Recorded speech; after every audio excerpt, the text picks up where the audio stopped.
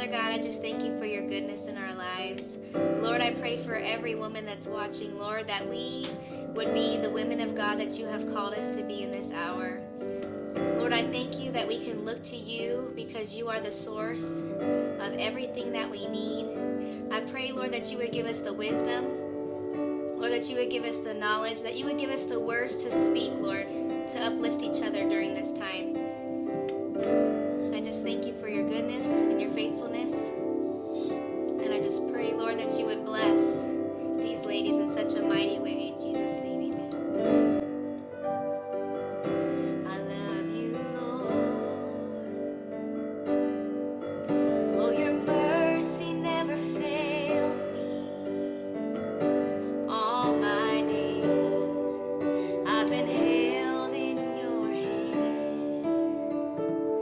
From the moment that I wake up till I lay my head, oh, I will sing of the goodness of God. And all my life you have been faithful. And all my life you have been so, so good. With every breath that I am able, oh, I will sing of the goodness of God.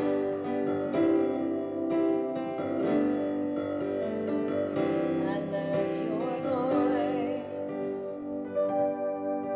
You have led me through the fire in darkest night. You are close like no other. I've known you as a father. I've known you as a friend. I have lived in the goodness of God.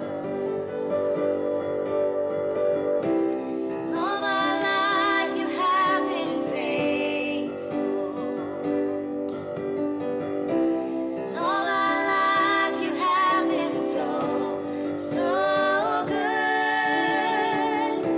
With every breath that I am able, oh, I will sing of the goodness of God. Your goodness is running after, it's running after me. Your goodness is running after, it's running after me. Sing your goodness is running after, it's running after me. Your goodness is running after, it's running after me. With my life laid down, I've surrendered now. I give you everything. Your goodness is running after, it's running after me. And all my life you have been faithful. All my life you have been so, so good. With every breath that I am able, oh, I will sing of the goodness of God. Sing all my life, Lord. All my life you have been faithful. Oh, yes, you have. And all my life you have been so, so good. With every breath that I am able, I will sing of the goodness of God. Oh, I will sing of the goodness of God.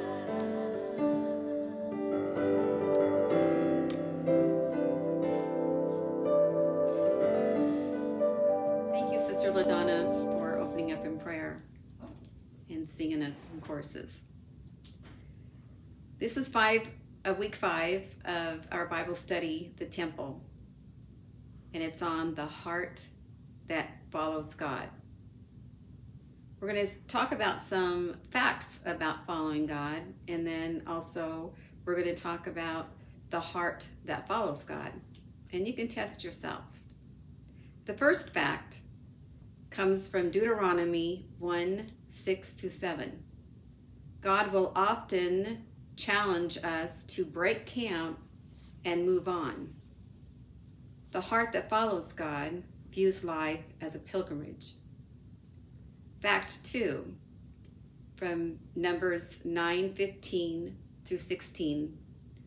God's presence will continually be with us. And the heart that follows God recognizes and relies upon God's presence. Fact 3, God's leadership will be ongoing and progressive. That's from Numbers 9:17.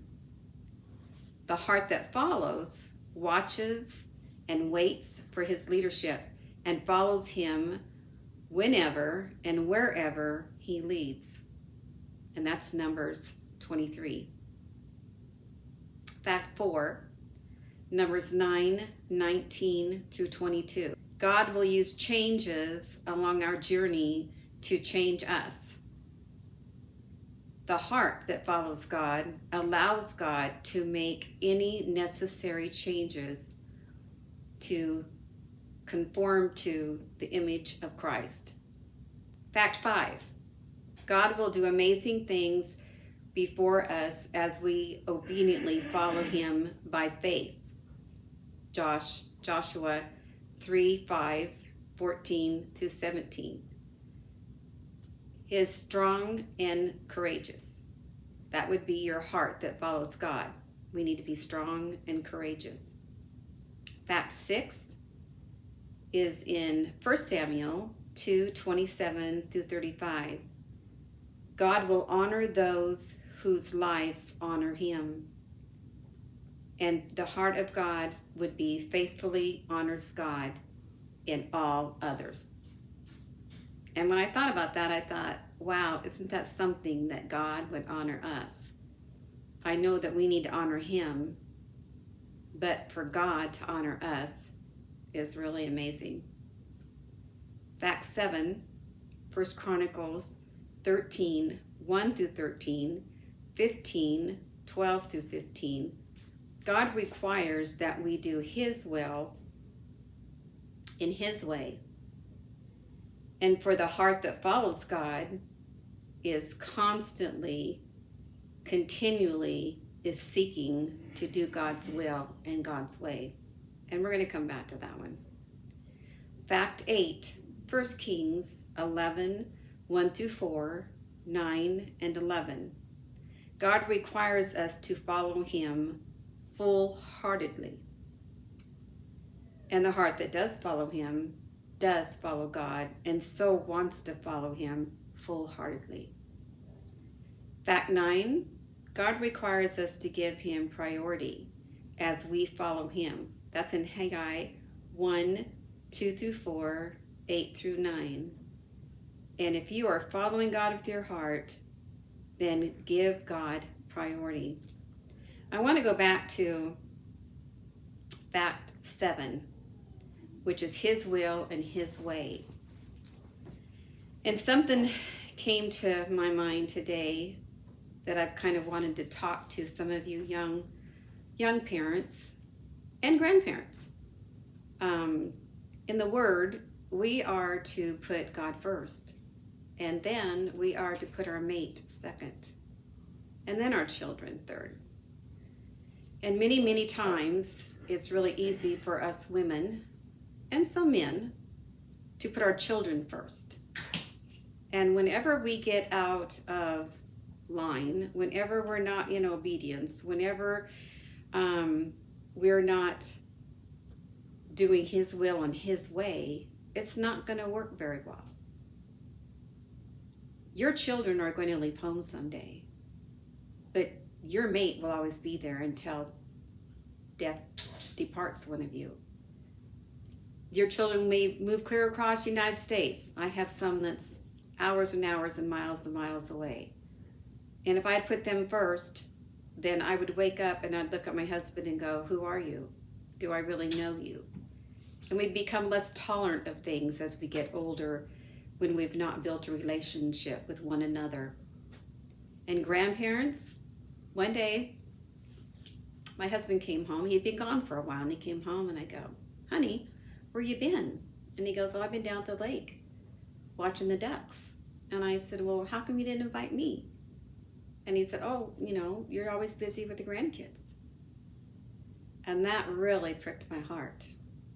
And I said, next time you go, will you invite me? And then I realized really how much I was putting everything else before him. Not that he was complaining, and not that he was thinking anything was wrong, but it was wrong. And I had to start looking at things a little differently. And I wanted to be totally in God's will and in his way, and so that my whole life, my relationship with my husband could also be the will of God. And you can think of things, God will prick your heart at what you should be doing and what you shouldn't be doing. Number one, your children should not be in your bedroom. And number two, when your husband needs to talk to you and wants to spend some time with you, then you need to put the kids aside, the grandkids aside, find something for them to do, and go spend some special time with your mate. Or maybe he won't think about it, but does need that time. You need to think of it. Don't always leave it up to him. But your relationship with your mate under God is the most important thing that you can have. And those of you that are not married, then you have your relationship with Christ. And that's the most important thing. And I just felt like I really wanted to share that with you today. And mothers, you are raising citizens of the United States. You're raising them to have integrity. You're raising them to walk after God's own heart. And those are your responsibility. But make sure that you do it in God's will and his way. Love you, miss you, waiting for those hugs.